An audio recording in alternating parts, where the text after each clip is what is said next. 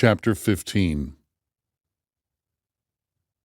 It's been a few hours, but I just have to know, how does he modify the tunnel?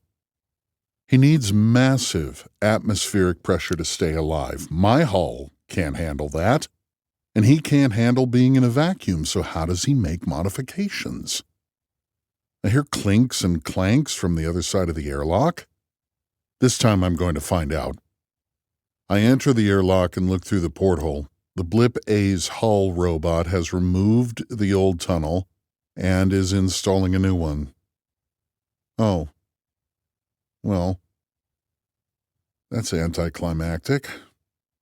The old tunnel drifts off into space. Its use is at an end, apparently. The robot places the new tunnel in position and administers xenonite glue along the edge of the Blip A's hull. How did Iridians pilot a ship that traveled near the speed of light without using computers? Dead reckoning? They're pretty good at doing math in their heads. Maybe they never needed to invent computers, but still, no matter how good they are at math, there are limits. The clunking stops. I peek out the window again. The tunnel has been fully installed. It looks like the previous tunnel, except it has a much larger airlock section. Pretty much the entire divider wall is a cabinet large enough to hold Rocky with room to spare.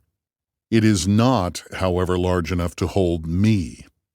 I guess I won't be visiting the Blip A anytime soon. Humph, I say. I try not to let it bother me, but come on. He gets to see an alien spaceship. How come I don't get to see one?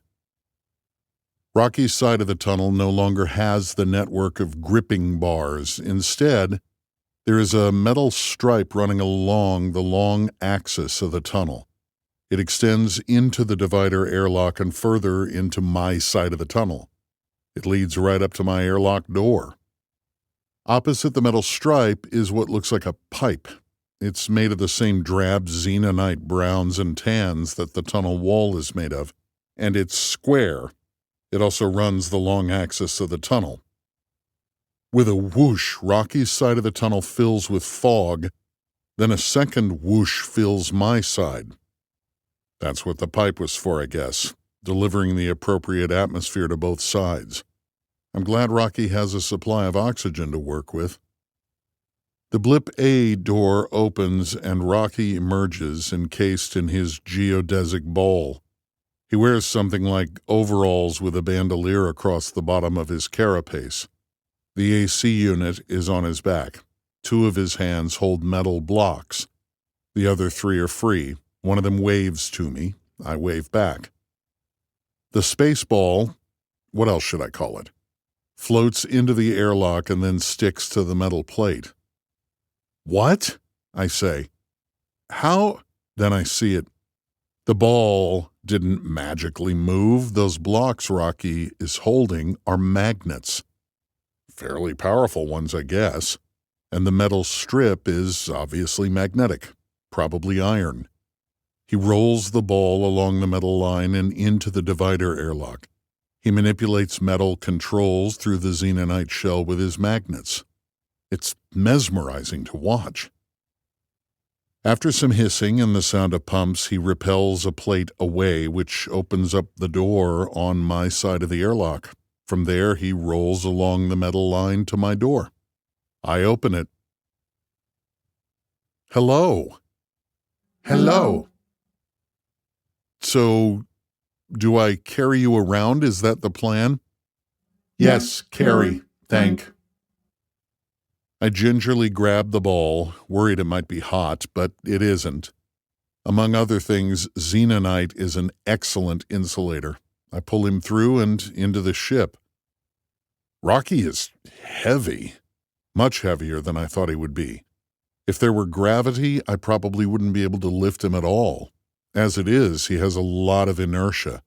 It takes a lot of oomph to pull him along. It's like pushing a motorcycle in neutral. Seriously, he's as heavy as a motorcycle. I shouldn't be surprised. He told me all about his biology and how it uses metals. Heck, his blood is mercury. Of course he's heavy. You are very heavy, I say. I hope he doesn't take that to mean, hey, fatty, go on a diet.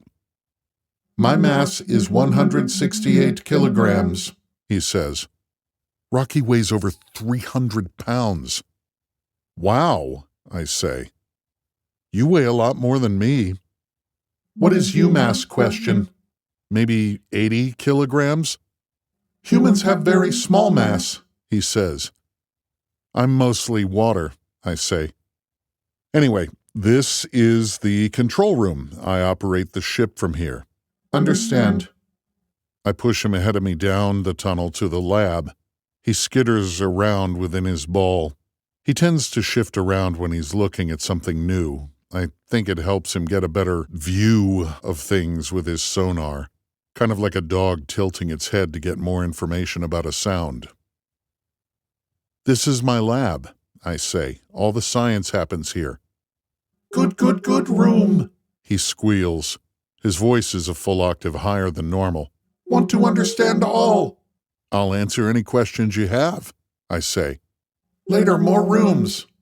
More rooms, I say dramatically. I push him along into the dormitory. I give us a very slow velocity so he can take it all in from the center of the room. I sleep here. Well, I used to, then you made me sleep in the tunnel. You sleep alone question? Yes. I also sleep alone many times. Sad, sad, sad. He just doesn't get it. A fear of sleeping alone is probably hardwired in his brain. Interesting, that might have been the beginning of their pack instinct, and a pack instinct is required for a species to become intelligent. That weird, to me, sleep pattern could be the reason I'm talking to Rocky right now. Yeah, that was unscientific. There are probably 1,000 things that led to them being sapient and stuff. The sleep thing is likely just one part of it, but hey, I'm a scientist. I have to come up with theories. I open a panel to the storage area and push his ball partially inside. This is a small room for storage. Understand. I pull him back out.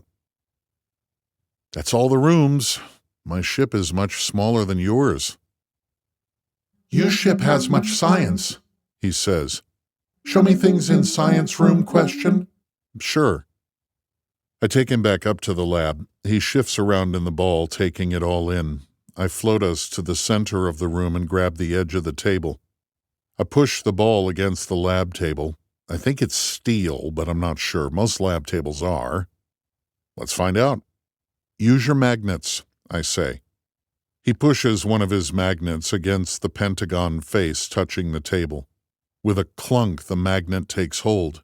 He's now anchored in place. Good, he says. He uses his magnets on one face after another to roll across the table and back. It's not graceful, but it gets the job done. At least I don't have to hold him in place. I nudge away from the table and float to the edge of the room. There's a lot here. What do you want to know about first? He starts to point in one direction, then stops. Then he picks a new thing, but stops there too. Like a kid in a candy shop, finally he settles on the 3D printer. What is that question? It makes small things. I tell the computer a shape, and it tells this machine how to make it. I can see it make small thing question? It needs gravity. That is why your ship rotates question? Yes, I say. Wow, he's quick. The rotation makes gravity for science things. You ship no can rotate with tunnel attached. Right. He thinks it over. You ship has more science than my ship, better science. I bring my things into you ship, release tunnel. You make you ship spin for science, you and me science. How to kill astrophage together. Save Earth, save Arid. This is good plan question? Yes, good plan, but what about your ship? I tap his xenonite bubble. Human science can't make xenonite. Xenonite is stronger than anything humans have. I bring materials to make xenonite, can make any shape. Understand, I say. You want to get your things now? Yes. I've gone from sole surviving space explorer to guy with wacky new roommate. It'll be interesting to see how this plays out. Have you met Dr. Lamai? Strad asked. I shrugged. I meet so many people these days I honestly don't know. The carrier had a sick bay, but that was for the crew. This was a special medical center set up on the second hangar bay. Dr. Lamai pressed her hands together and bowed her head slightly. It is a pleasure to meet you, Dr. Grace. Thanks, I said. You too. I've put Dr. Lamai in charge of all things medical for the Hail Mary, Strad said. She was the lead scientist for the company that developed the coma technology we're going to use. Nice to meet you, I said. So you're from Thailand, I assume? Yes, she said. The company did not survive, unfortunately, because the technology only works on 1 in every 7,000 people and thus has limited commercial potential. I am very happy that my research may yet help humanity. Understatement, said Strad. Your technology might save humanity. Lamai averted her eyes. You compliment me too much.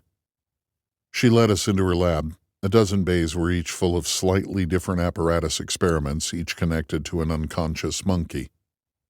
I looked away. Do I have to be here? You'll have to excuse Dr. Grace, Strad said. He's a bit tender on certain topics. I'm fine, I said. I know animal testing is necessary, I just don't like to stare at it. Lamai said nothing. Dr. Grace, Strad said, stop being an asshole. Dr. Lamai, please bring us up to speed. Lamai pointed to a set of metal arms over the nearest test monkey. We developed these automated coma monitoring and care stations when we believed we would have tens of thousands of patients. It never came to pass. Do they work? Strad asked. Our original design was not intended to be fully independent. It would handle everything routine, but if it encountered a problem it could not solve, a human doctor would be alerted. She walked along the line of unconscious monkeys. We are making significant progress on the fully automated version. This armature is run by extremely high-end software being developed in Bangkok. It will care for a subject in a coma. It watches their vitals, applies whatever medical care is needed, feeds them, monitors their fluids, and so on. It would still be better to have an actual doctor present, but this is a close second. Are they artificial intelligence of some kind? Strad asked. No, said Lamai. We do not have time to develop a complicated neural network. This is strictly procedural algorithm, very complex but not AI at all. We have to be able to test it in thousands of ways and know exactly how it responds and why. We can't do that with a neural network. I see. She pointed to some diagrams on the wall. Our most important breakthrough was, unfortunately, the undoing of our company. We successfully isolated the genetic markers that indicate long-term coma resistance. We can run a simple blood test to find out. And as you know, once we tested this on the general population, we learned that very, very few people actually have those genes. Couldn't you still help those people, though? I asked. I mean, I'm sure it's only 1 in 7,000 people, but it's a start, right? Lamai shook her head. Unfortunately, no. This is an elective procedure. There is no pressing medical need to be unconscious throughout chemotherapy. In fact, it adds a small amount of risk, so there just would not be enough customers to sustain a company. Strad rolled up her sleeve. Test my blood for the genes, I'm curious. Lamai was briefly taken aback. Very well, Miss Strad, She walked over to a rolling supply cart and got a blood draw kit. Someone this important wasn't used to doing actual medical grunt work, but Strat was Strat. Still, Lamai was no slouch. She got the needle into Strat without delay and on the first try. The blood flowed into the tube. When the blood draw was complete, Strat rolled down her sleeve. "Grace, you're up next." "Why?" I asked. "I'm not volunteering." "To set an example," she said. "I want everyone on this project, even tangentially related, to get tested. Astronauts are a rare breed, and only 1 in 7,000 of them will become resistant. We might not have enough qualified candidates. We need to be ready to expand the pool." "It's a suicide mission," I said. "It's not like we'll have a line of people saying, 'Oh, me, please, please me, pick me.'" "Actually, we do have that," Strat said. Lamai poked me in the arm. I looked away. I get a little queasy when I see my blood squirting into a tube. "What do you mean we have that?" "We've already had tens of thousands of volunteers, all with a complete understanding that it's a one-way trip."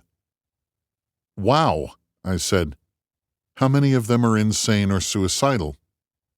"Probably a lot, but there are hundreds of experienced astronauts on the list too. Astronauts are brave people willing to risk their life for science. Many of them are willing to give their life for humanity. I admire them."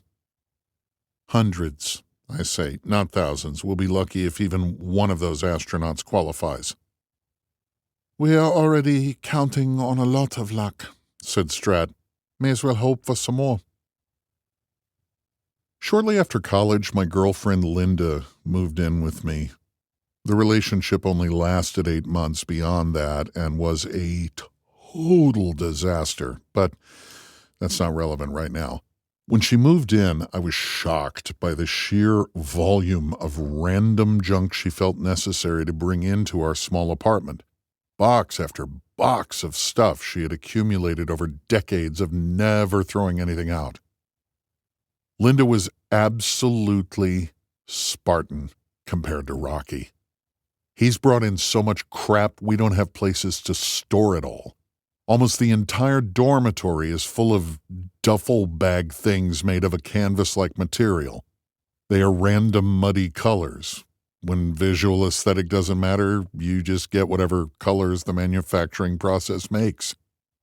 I don't even know what's in all of them. He doesn't explain. Every time I think we might be done, he brings more bags in. Well, I say he brings them in, but it's me. He hangs out in his ball magnetically attached to the wall while I do all the work. Again, this is very reminiscent of Linda. "This is a lot of things," I say. Yes, he says. "I need these things." "A lot of things." Yes, understand. Things in tunnel is last things." "Okay," I grumble. I float back to the tunnel and grab the last few soft boxes. I maneuver them through the cockpit and lab down to the dormitory. I find a spot to cram them. There's very little space left. I vaguely wonder how much mass we just added to my ship. I managed to keep the area near my bunk clear, and there's a spot on the floor that Rocky picked out as his sleeping locale. The rest of the room is a mad tangle of soft boxes taped to each other, the wall, the other bunks, and anything else that would keep them from floating loose. "Are we done?" "Yes, now detach tunnel." I groan. "You made the tunnel, you detach it." "How do I detach tunnel? Question. Me inside ball." "Well, how do I do it? I don't understand Xenonite." He made a turning motion with 2 of his arms. "Rotate tunnel." Okay. I grab my EVA suit. "I'll do it, jerk." "No understand last word." "Not important." I climb into the suit and close the rear flap. Rocky is surprisingly adept at doing things with a couple of magnets from inside a ball. Each of his duffels has a metal pad on it. He's able to climb along the pile and rearrange it as needed. Occasionally, a bag he's using for purchase comes loose and he floats off. When that happens, he calls me and I put him back. I hang on to my bunk and watch him do his thing. Okay, step 1, astrophage sampling. Yes, yes. He holds 2 hands in front of him and moves one around the other. Planet move around Tau. Astrophage go there from Tau. Same at Eridani. Astrophage make more astrophage with carbon dioxide there.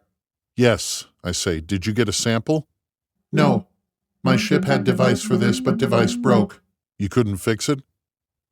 Device not malfunction, device broke. Fell off ship during trip. Device gone. Oh, wow. Why did it break off? He wiggles his carapace. Not know, many things break. My people make ship very hurry. No time to make sure all things work good. Deadline-induced quality issues, a problem all over the galaxy. I tried to make replacement, failed, tried, failed, tried, failed. I put ship in path of astrophage, maybe some get stuck on hull, but robot on hull no can find any, astrophage very small. His carapace slumps down, his elbows are above the level of his breathing holes. Sometimes he dips his carapace when sad, but I've never seen him dip it this far. His voice drops an octave. Fail, fail, fail. I am repair Iridian. I not science Iridian. Smart, smart, smart science Iridians died. Hey, don't think of it like that, I say. No understand. I pull myself over to his pile of bags. You're alive. And you're here, and you haven't given up. But his voice remains low. I try so many times, fail so many times, not good at science. I am, I say. I'm a science human. You're good at making and fixing things. Together we'll figure this out. He raises his carapace a bit. Yes, together. You have device to sample astrophage question? The external collection unit. I remember it from my first day in the control room. I didn't think about it much at the time, but that's got to be it. Yes, I have a device for this. Relief. I try so long, so many times. Fail. He's quiet for a moment. Much time here. Much time alone. How long were you here alone?